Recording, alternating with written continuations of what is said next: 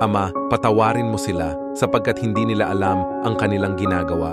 Lucas 23:34. Sa sandaling ito, ipinahayag ni Jesus ang kanyang awa at pagpapatawad sa mga taong nagdulot ng kanyang pagdurusa. Totoo nga, sinasabi ko sa iyo, ngayong araw na ito ay makakasama ka sa akin sa paraiso. Lucas 23:43.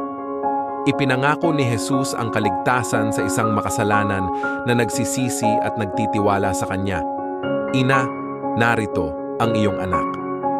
At anak, narito ang iyong ina. Juan 19:26-27.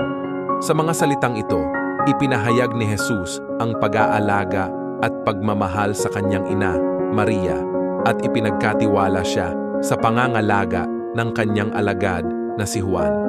Diyos ko, bakit mo ako pinabayaan? Marcos 15:34. Sa sandaling ito, ipinahayag ni Jesus ang kanyang kalungkutan at pagdaramdam habang siya ay nagdurusa sa krus. Ako'y nauhaw.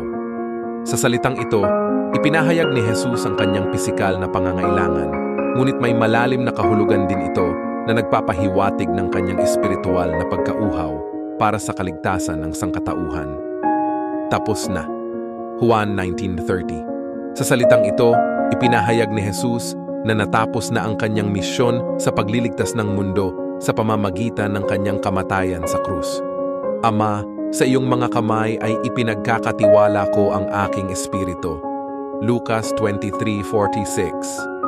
Sa huling salitang ito, ipinahayag ni Jesus ang kanyang tiwala sa Diyos at ipinagkatiwala ang kanyang espiritu sa kanyang Ama sa langit.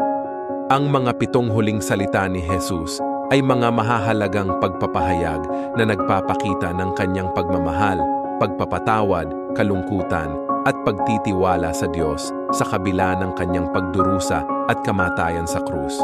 Ito ay mga salitang nagpapahiwatig ng kahalagahan ng kanyang misyon sa kaligtasan ng sangkatauhan.